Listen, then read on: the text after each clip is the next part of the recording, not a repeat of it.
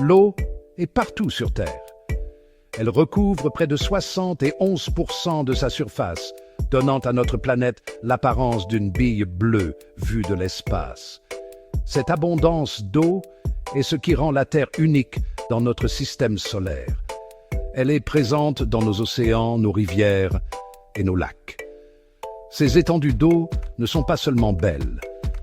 Elles sont vitales pour les écosystèmes qui prospèrent en leur sein et autour d'elles. Pensez à la richesse du Pantanal ou à la beauté des chutes du Ch'ti.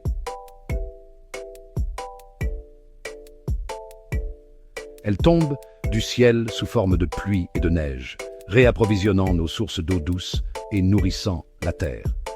Ce cycle de précipitation est essentiel au maintien de l'équilibre de la vie sur Terre, comme le cycle des pluies qui influence notre agriculture, comme dans le sertão du nord-est brésilien. L'eau est essentielle à toute forme de vie connue. Chaque organisme vivant, du plus petit microbe à la plus grande baleine, dépend de l'eau pour survivre. Les plantes l'utilisent pour la photosynthèse, les animaux la boivent pour rester hydratés, et nous, les humains, l'utilisons d'innombrables manières. Nous buvons, nous nous lavons avec, et nous dépendons d'elle pour notre survie. L'eau fait partie intégrante de notre quotidien, de la nourriture que nous mangeons à l'air que nous respirons. C'est une ressource naturelle que nous tenons souvent pour acquise, mais elle est absolument essentielle. Comme l'air que nous respirons, comme le pain quotidien. Mais vous êtes-vous déjà demandé d'où vient l'eau? Cette substance apparemment simple a une origine complexe et fascinante qui remonte au premier temps de l'univers. Un véritable mystère, comme les légendes du feu follet. Son voyage a commencé il y a des milliards d'années, au cœur brûlant des étoiles. Ces étoiles ont créé les éléments qui composent l'eau. Et lorsqu'elles ont explosé en supernova, elles ont dispersé ces éléments à travers le cosmos. L'eau est une molécule simple composée de 2 atomes d'hydrogène et d'un atome d'oxygène. Malgré sa simplicité, elle possède des propriétés uniques qui la rendent essentielle à la vie, comme sa capacité à dissoudre diverses substances et sa forte capacité thermique. Et pourtant, cette simple molécule est à la base de la vie telle que nous la connaissons. C'est le milieu dans lequel se déroule la chimie de la vie, permettant les interactions complexes qui soutiennent les organismes vivants. Sans eau, il n'y aurait pas de vie sur Terre. Les déserts et les terres arides nous montrent ce qui se passe lorsque l'eau est rare, tandis que les écosystèmes luxuriants le long des rivières et des lacs démontrent son pouvoir de donner la vie. Un exemple, la forêt amazonienne, un véritable oasis de biodiversité. L'histoire de l'eau est une histoire cosmique. C'est une histoire qui nous relie aux étoiles et au vaste univers au-delà de notre planète. C'est une histoire qui nous ramène au Big Bang et à la formation des premières étoiles. Ces événements cosmiques ont préparé le terrain pour la création de l'eau et, en fin de compte, de la vie elle-même. C'est une histoire qui continue de se dérouler aujourd'hui, alors que nous recherchons des signes de vie en dehors de notre planète. La découverte d'eau sur d'autres mondes nourrit notre espoir de ne pas être seul dans l'univers. Voici l'histoire de l'eau, l'élixir de la vie. C'est une histoire de connexion, de survie et des possibilités infinies.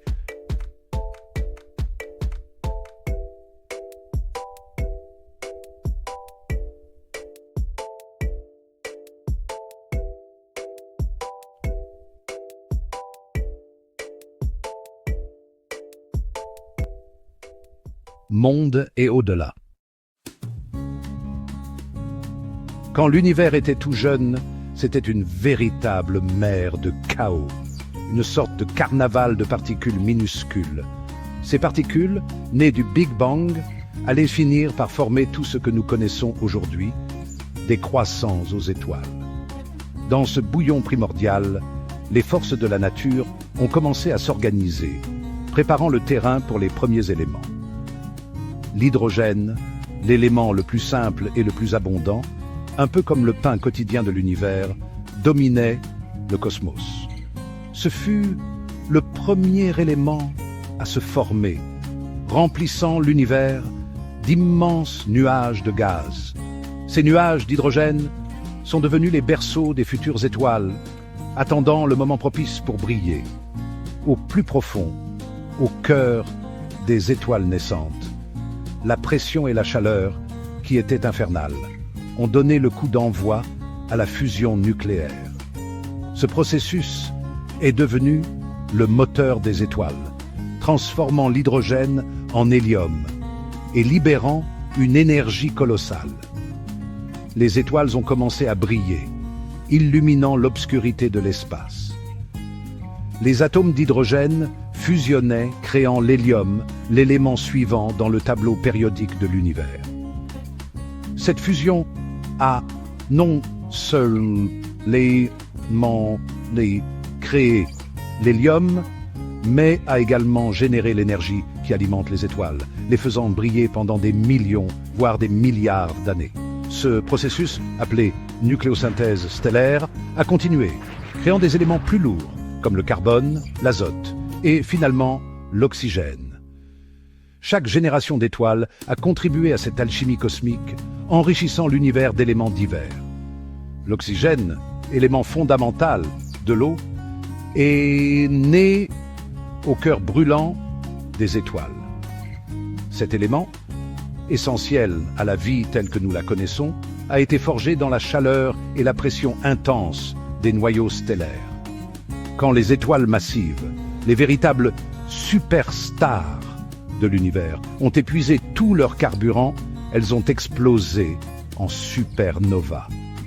Ces explosions sont comme des feux d'artifice cosmiques, avec une luminosité qui éclipse même des galaxies entières. Ces explosions ont dispersé les éléments nouvellement formés, y compris l'oxygène, à travers l'espace. Les vestiges de ces explosions ont ensemencé le cosmos avec la matière première pour de nouvelles étoiles, des planètes et, finalement, la vie. Dans les nuages froids et sombres de poussière et de gaz interstellaires, l'oxygène a rencontré son partenaire cosmique, l'hydrogène.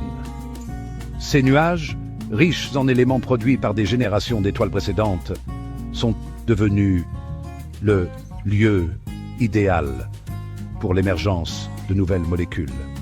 Et ainsi, au fin fond de l'espace, loin de la chaleur de toute étoile, l'eau est née. Cette molécule simple, composée d'hydrogène et d'oxygène, allait jouer un rôle essentiel dans le développement de la vie à travers le cosmos. Il y a 450 millions d'années, notre système solaire n'était qu'un tourbillon de gaz et de poussière.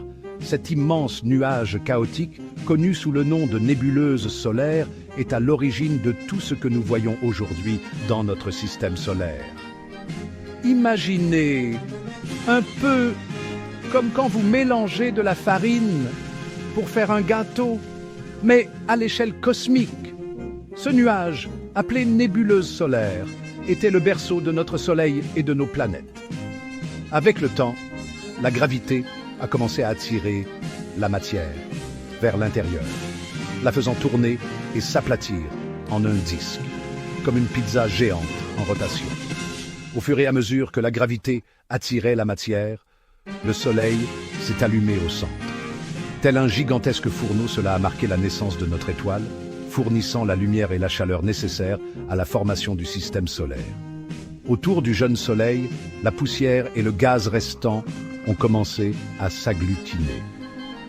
Ces amas, sous l'influence de la gravité, ont commencé à former des objets plus grands, un peu comme lorsqu'on prépare des boulettes de viande.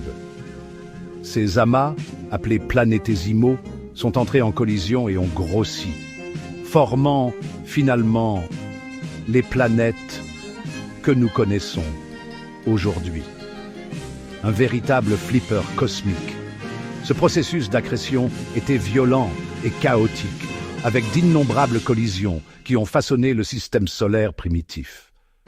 La Terre, à ses débuts, était un monde chaud et en fusion.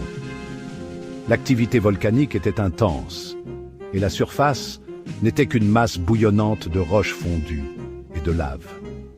Imaginez une éruption volcanique comme celle du Vésuve, mais multipliée par 1000.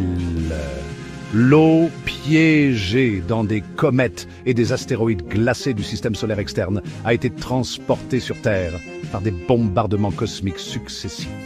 Ces visiteurs glacés, venus des confins du système solaire, ont apporté avec eux un ingrédient essentiel à la vie, l'eau. Cette période, connue sous le nom de grand bombardement tardif, a joué un rôle crucial dans la formation de notre planète et dans l'apport de l'eau qui allait plus tard remplir nos océans. Les impacts n'ont pas seulement apporté de l'eau, mais ont également contribué à l'évolution géologique et atmosphérique de la Terre primitive. En résumé, un véritable bombardement d'eau. Au fur et à mesure que la Terre refroidissait, la vapeur d'eau présente dans l'atmosphère s'est condensée, formant de vastes océans. Notre planète, baignée par la chaleur du Soleil, s'est transformée en une oasis bleue dans l'espace, telle une oasis dans le désert. La présence d'eau liquide sur Terre est un phénomène extraordinaire, presque un miracle cosmique. Notre planète est située dans la zone habitable du Soleil.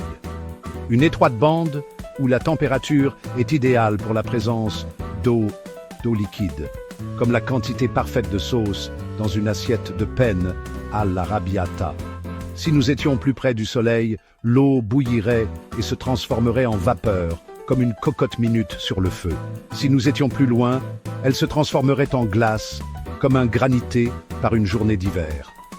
La position privilégiée de la Terre dans le système solaire, combinée à son champ magnétique et à son atmosphère, a permis à l'eau liquide de persister pendant des milliards d'années, ouvrant la voie à l'apparition de la vie, tout comme un bon petit déjeuner nous prépare pour la journée. Cinquième partie, l'eau, berceau de la vie. La vie, telle que nous la connaissons, est indissociable de l'eau. Du plus petit organisme unicellulaire à la plus grande baleine bleue, tous les êtres vivants ont besoin d'eau pour survivre. Mais comment la vie a-t-elle émergé du bouillon primordial de la Terre? Était-ce une sorte de gigantesque marmite cosmique? Les scientifiques pensent que la vie est apparue dans l'eau, probablement près de volcans sous-marins, vous savez, ceux qui se trouvent tout fond de l'océan. Ces sources hydrothermales qui crachent de l'eau chaude riche en minéraux ont fourni l'énergie et les composés chimiques nécessaires à l'apparition de la vie. L'eau est connue comme le solvant universel, un peu comme un jus de citron qui dissout même la rouille, grâce à sa capacité à dissoudre de nombreuses substances. Cela fait de l'eau le milieu idéal pour les réactions chimiques essentielles à la vie. Section 6. La chimie de la vie. À l'intérieur de chaque cellule vivante, d'innombrables réactions chimiques se produisent à chaque seconde. Ces réactions, essentielles au métabolisme, à la croissance et à la reproduction, dépendent entièrement de l'eau. L'eau agit comme un solvant, transportant les nutriments et les déchets à l'intérieur et entre les cellules, tout comme le fleuve Amazone qui traverse la forêt amazonienne. Elle agit également comme un régulateur thermique, absorbant et libérant de la chaleur pour maintenir un environnement interne stable, comme l'ombre d'un manguier par une journée chaude. De plus, l'eau participe directement à de nombreuses réactions métaboliques cruciales, telles que la photosynthèse et la respiration. Lors de la photosynthèse, les plantes utilisent l'eau et le dioxyde de carbone pour produire du glucose, la brique fondamentale de la vie, comme le manioc pour notre pain de queijo, Brazilian cheese bread. Lors de la respiration, les animaux et les plantes décomposent le glucose, libérant de l'énergie et produisant de l'eau comme sous-produit, un véritable cycle vital. Sans eau, le réseau complexe de la vie sur Terre s'effondrerait comme un château de sable sur la plage. 7e partie. À la recherche de la vie au-delà de la Terre. La recherche de vie sur d'autres planètes est l'un des efforts les plus profonds de la science, une véritable odyssée spatiale. Alors que nous explorons notre système solaire et au-delà, la présence d'eau est un facteur clé pour déterminer où concentrer nos recherches, comme chercher une aiguille dans une botte de foin cosmique. Mars, avec ses calottes polaires et l'épreuve d'eau liquide dans le passé, a été une cible principale dans notre quête de vie extraterrestre.